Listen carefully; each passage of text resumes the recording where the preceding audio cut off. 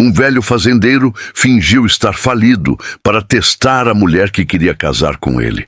Mas numa noite de chuva, ele a encontrou no escuro, falando ao telefone com outro homem. E quando encontrou o caderno escondido no alto do armário, o que estava escrito destruiu tudo. Ela não era quem dizia ser. Tinha um plano, tinha um cronograma, e ele não era o primeiro fazendeiro que ela havia escolhido.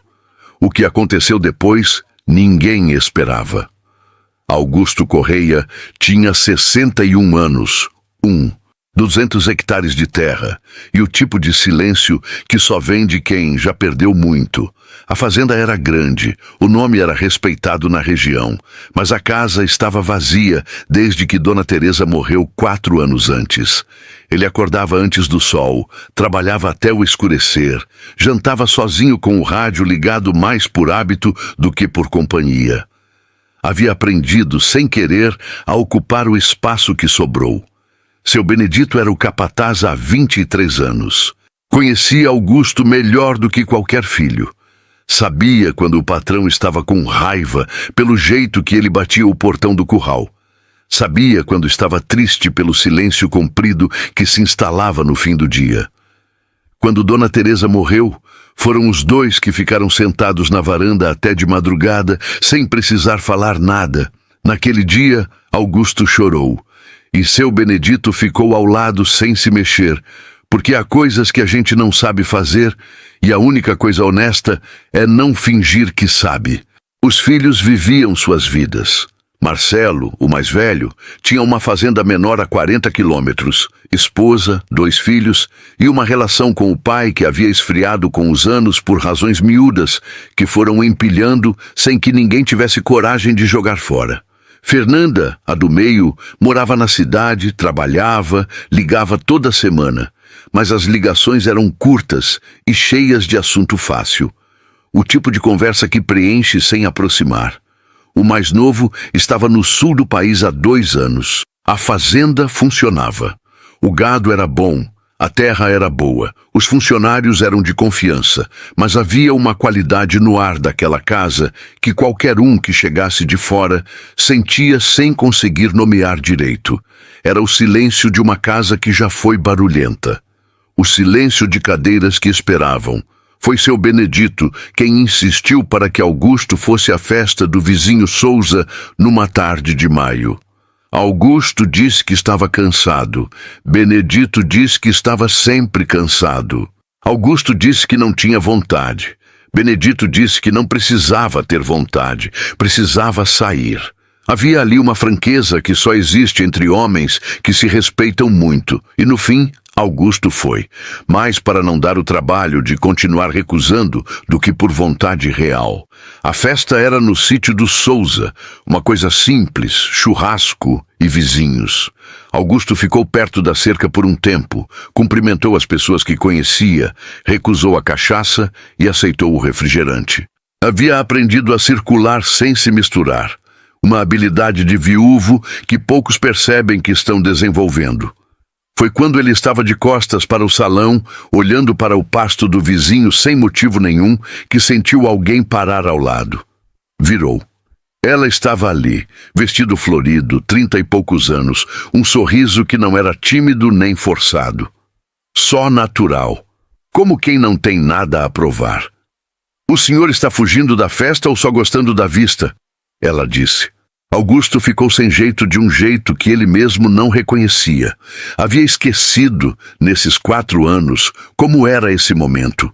O momento em que uma mulher olha para você como se você fosse interessante, e você não sabe bem o que fazer com isso. Ela disse que se chamava Viviane, trabalhava numa imobiliária na cidade, havia vindo com uma amiga que conhecia o dono da festa. Tinha um modo de ouvir que desarmava. Cabeça levemente inclinada, olhos fixos, silêncio absoluto enquanto a outra pessoa falava. Fazia qualquer homem sentir que estava sendo visto de verdade. Augusto falou mais do que pretendia. Sobre a fazenda, sobre o gado, sobre uma piada antiga que não contava há 2 anos. Ela riu no momento certo. Fez a pergunta certa depois. Só no carro, voltando para casa já de noite, Augusto percebeu que havia passado quase 2 horas ali, sem sentir o peso costumeiro. O rádio estava desligado. Ele não colocou para ligar. Seu Benedito estava no curral quando o patrão chegou. Não perguntou nada, mas reparou na camisa ainda arrumada e no passo um pouco mais leve, e ficou quieto, do jeito que fica quem está com um pensamento que ainda não sabe se é alegria ou preocupação. Nos dias seguintes, Augusto e Viviane se encontraram com pretextos. Ela precisava de uma referência sobre terras na região. Ele conhecia bem a área. Depois, sem pretexto nenhum, Augusto começou a se arrumar antes de sair. Voltou a contar piadas. Uma tarde, ligou o rádio na estação de música em vez da de notícias, e quando percebeu, deixou assim. A casa foi ficando menos quieta. Só um pouco. Mas quem conhecia a casa sabia a diferença.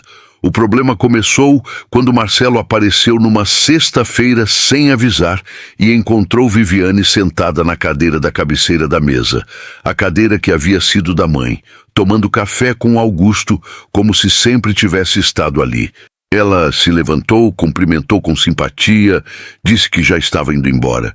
Saiu sem pressa, sem constrangimento. Marcelo ficou olhando o carro dela sumir pela estrada e então virou para o pai com uma expressão que Augusto conhecia bem. A de quem quer dizer alguma coisa e ainda está procurando as palavras certas. Augusto falou antes. Ela é boa pessoa, Marcelo. E o jeito que disse deixou claro que o assunto estava encerrado antes de começar. Marcelo foi embora naquela tarde com a raiva quieta de quem percebeu que perdeu uma conversa que nem chegou a ter. Lá no fundo, o que ele sentia não era bem raiva. Era uma coisa mais difícil de admitir. O medo de que o pai, que havia passado 4 anos inteiros sem se deixar abater, estivesse agora de olhos abertos, caminhando para alguma coisa que ele não conseguia ver ainda, mas que tinha um cheiro ruim. E o pior... ele não sabia como explicar isso sem parecer que era ciúme da memória da mãe. Marcelo voltou 3 semanas depois, dessa vez avisado. Augusto estava no curral quando o filho chegou, e os dois tomaram café juntos antes do almoço. Viviane não estava, havia ido à cidade, e talvez por isso a conversa fluiu mais fácil. Falaram de gado, de pasto, de uma cerca que precisava ser trocada no limite entre as 2 propriedades. Assuntos seguros. O tipo de papo que pai e filho de fazenda sabem ter mesmo quando tem coisa mais importante emperrada na garganta. Na hora de ir embora, Marcelo parou no meio do pátio e disse sem olhar para o pai: "Você sabe o que está fazendo, pai?" Augusto respondeu que sabia. Marcelo foi embora, e Augusto ficou olhando o caminhão sumir pela estrada, com a sensação de que o filho havia dito muito mais do que aquelas 6 palavras, e que ele havia respondido com muito menos do que a pergunta merecia. O que Marcelo não conseguia articular, mas sentia com uma clareza incômoda, era o seguinte: Viviane nunca era pega de surpresa. Em nenhuma conversa, em nenhuma situação, sempre tinha a resposta certa 1 segundo antes de precisar dela. Sabia o nome do funcionário certo a perguntar, a história certa a mencionar, o momento exato de ficar quieta. Quando Augusto contava algo sobre a fazenda, ela fazia as perguntas certas. Não as perguntas de quem está curioso, mas as perguntas de quem quer saber mais do que está sendo dito. Era sutil. Era quase impossível de apontar sem parecer paranoia. Mas estava lá. Fernanda percebeu de um jeito diferente. Ela havia conversado com uma amiga que morava na cidade de onde Viviane era, e o que ouviu não era escândalo. Era pior. Era aquele tipo de informação que não tem como provar, mas que fica. Havia um homem chamado Heitor, criador de gado no Mato Grosso, que havia se relacionado com Viviane por quase 1 ano e havia saído destruído, sem crime registrado, sem briga pública, Só aquela frase que a amiga repetiu com um cuidado que pesava mais do que as palavras. Ela soube o que estava fazendo. Fernanda foi à fazenda numa tarde de semana, sentou com o pai na varanda, tomou o café que seu Benedito trouxe e contou o que havia descoberto. Augusto ouviu tudo.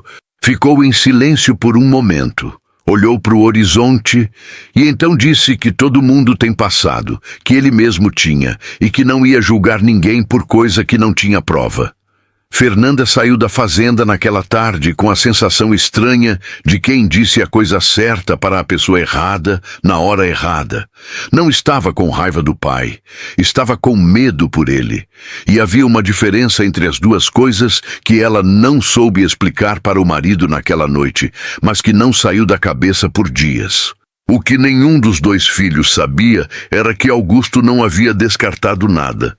Havia guardado tudo numa gaveta dentro dele, fechada, mas presente. Os sinais verdadeiros nunca chegam gritando. E foi com essa atenção quieta que ele começou a observar. Viviane nunca falava do passado de forma espontânea. Quando o assunto chegava perto, qualquer coisa sobre a vida dela antes da imobiliária, sobre relacionamentos anteriores, ela desviava com uma leveza tão natural que levava segundos para perceber que havia sido desviado. Sempre substituído por uma pergunta sobre Augusto, sobre a fazenda, sobre os filhos. As perguntas sobre os filhos tinham um padrão claro. O que Viviane perguntava depois era sempre sobre posse. Quem ficaria com a terra, se havia brigas antigas, se Marcelo contestaria decisões do pai.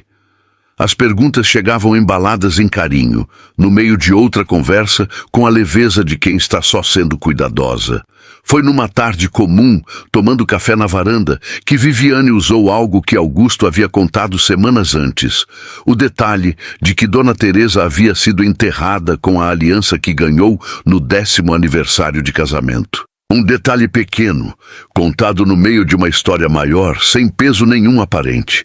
Viviane havia ouvido com aquela atenção toda dela, dito que era lindo, e o assunto havia passado.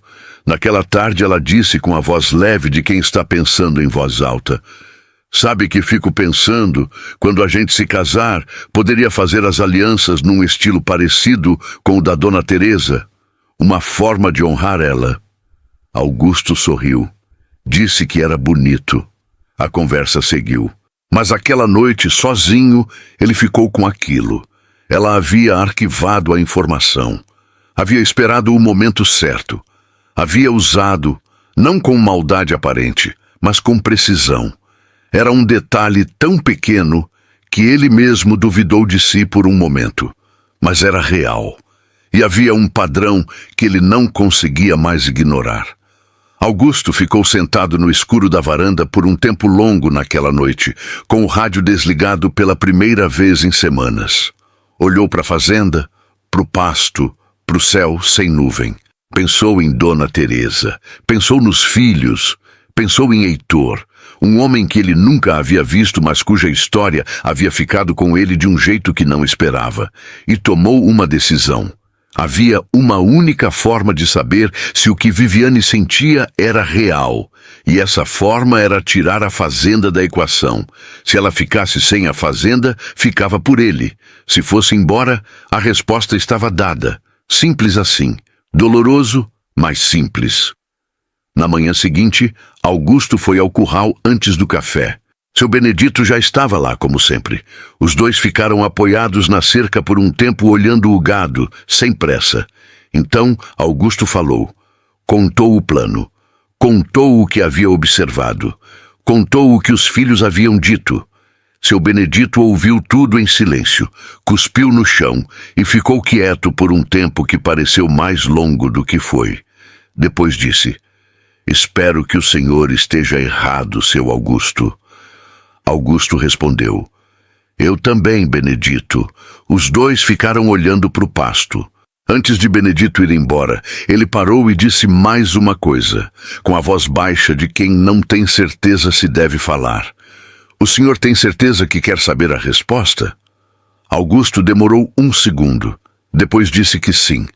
Benedito assentiu e foi embora. E Augusto ficou ali, sozinho com o gado e o silêncio, pensando que há uma diferença entre querer saber a verdade e estar pronto para ela. E que ele provavelmente não estava tão pronto quanto pensava. O plano era simples. Augusto esperaria o momento certo, inventaria uma história de dívidas antigas e observaria a reação de Viviane. Seu Benedito saberia de tudo, mais ninguém. Mas antes que o momento certo chegasse, aconteceu uma coisa que Augusto não esperava. Uma coisa pequena, quase nada, e que por pouco não desfez tudo. Era uma manhã de sábado, cedo, quando Augusto saiu do galpão e passou pelos fundos do estábulo em direção ao poço. Não havia motivo especial para passar por ali. Foi o caminho que pegou sem pensar.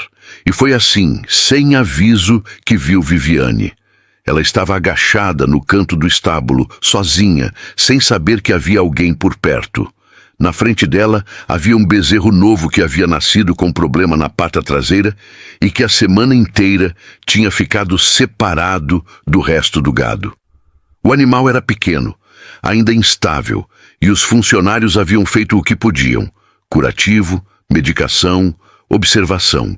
Mas era cedo demais para saber se ia ficar bom. Viviane estava ali sem motivo nenhum. Não havia sido chamada, não havia ninguém para ver.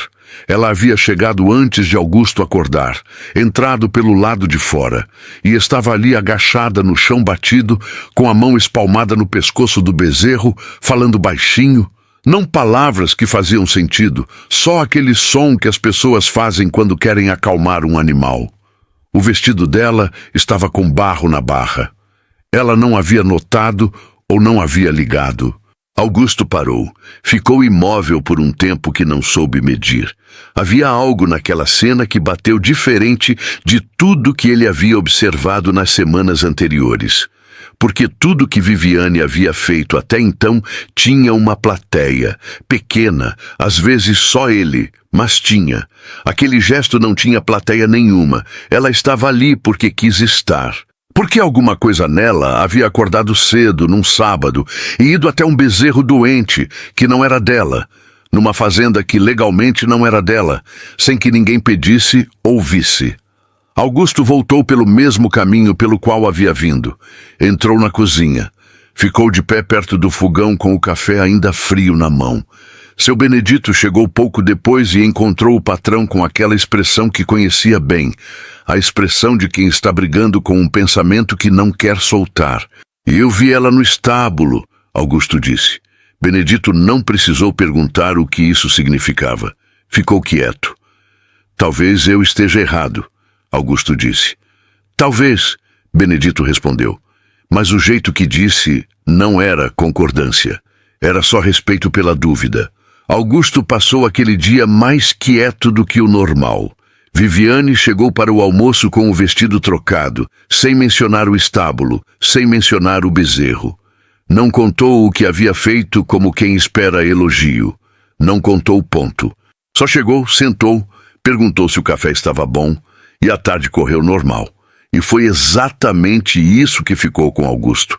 Se ela houvesse contado: "Fui ver o bezerro cedo, fiquei preocupada com ele", seria bonito, mas seria também uma informação entregue, um gesto transformado em fala.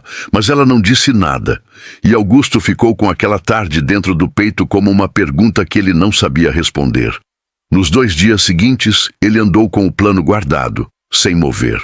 Ficou observando com mais cuidado ainda, mas agora com uma atenção diferente.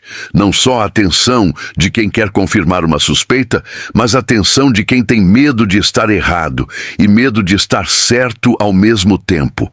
Foi numa tarde de quarta-feira que o equilíbrio virou de vez. Augusto estava na varanda quando Viviane chegou da cidade mais cedo do que o esperado. Ela entrou, deixou a bolsa na cadeira e, antes de sentar, foi até a janela da sala, a janela que dava para o pasto. E ficou ali por um momento olhando. Não estava falando com ninguém. Não estava com o celular na mão.